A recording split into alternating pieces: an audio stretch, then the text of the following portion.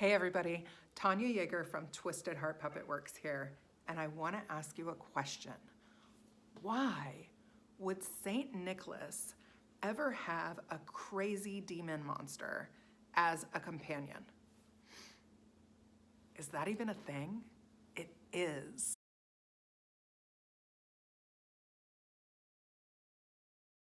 We're here tonight to talk about the Krampus.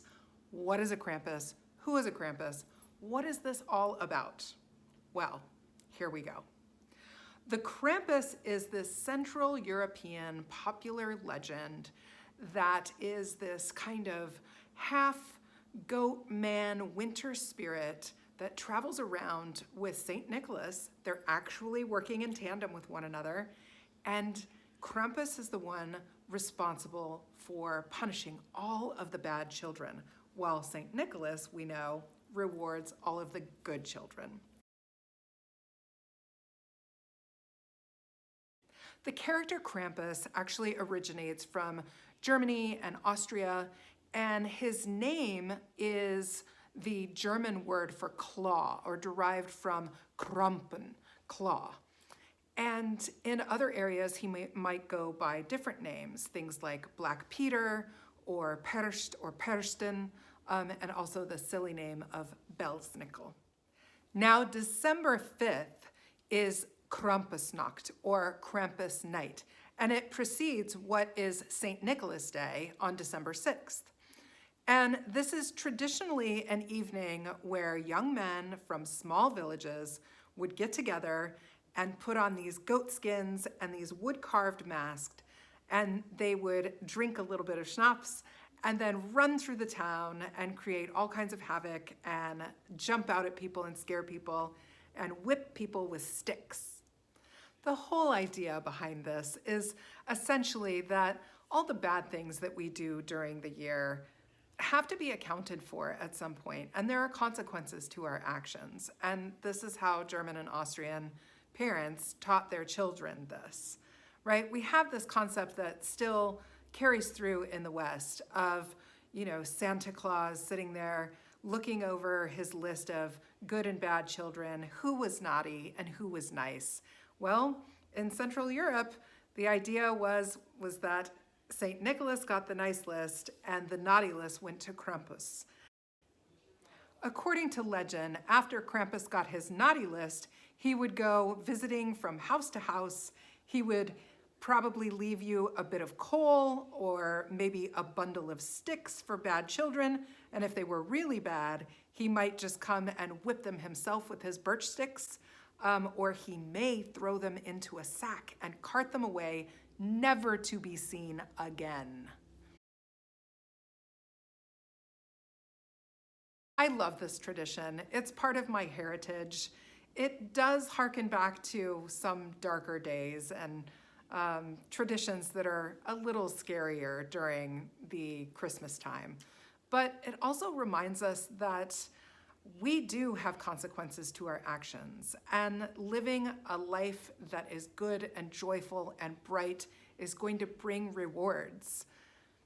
And if we don't, then you might just get the Krampus.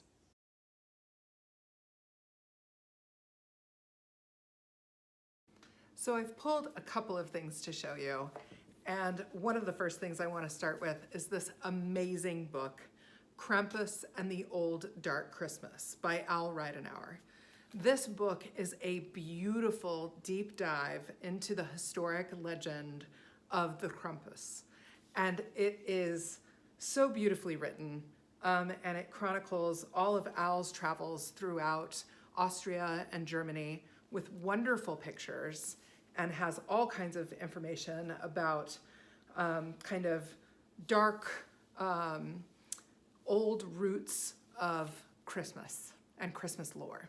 So I definitely suggest this to anybody. Also, I want to state that there are so many wonderful artists out in the world, and you can find a lot of them on Etsy that will celebrate this wonderful folklore character right along with you and do all of this beautiful work. So definitely try to support them. I try to support them as much as possible.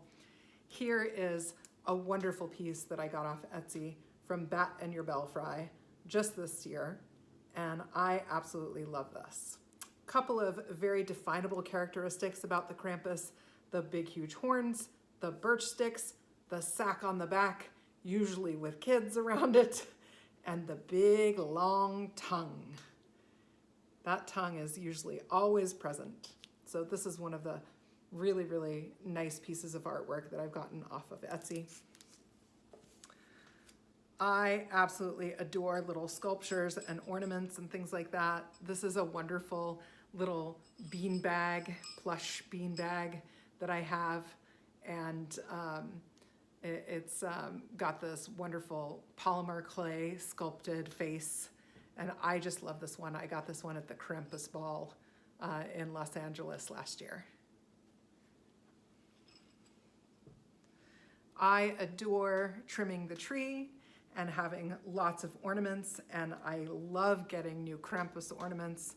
I will show you one of my first ones. This is one of the first Krampus ornaments that I did order off of Etsy. And I just love this little nutcracker Krampus. And then this one is one that I got this year, and I love it. It's got its little wrapped basket weave with its fur, and there's that big old long crazy tongue again and those crazy horns. I just love this guy, and he makes a good addition to my tree. Some of my Krampus ornaments stay up all year round because I hate to put them away, and some of them actually get wrapped up so that I can unwrap them the next year like a wonderful little gift. I also make my own ornaments. This is one of the ornaments that I made this year. I did a whole series of giant ornaments, and they sold really well. And I just love doing these. This is a kind of a thin wood, and it's all hand painted with a stencil that I created. So I just love those. Every year I try to make a Krampus puppet for my own collection because I am a puppet maker and a puppeteer. This is one of the ones that I've done in years past. He actually is a full body Krampus, so he's got legs and hooves and wonderful claws, as the Krampus should have, right? And I absolutely adore him. And then the last thing that I will show you is a mask, a traditional kind of Krampus mask that I made a few years ago.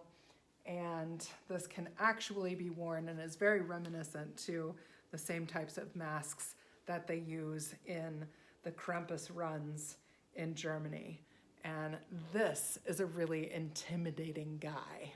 So he's a resin mask with actually authentic big goat horns, and I was able to put fur on him and do his paint job and actually create his gums and his teeth, and I just love this guy. Anyway, that is some of my Krampus collection and a little bit of Krampus lore. I hope that you enjoy the piece that I put together, Searching for Krampus, and I hope that you've enjoyed this little tutorial, and we'll hope to see you soon if the Krampus doesn't get you first.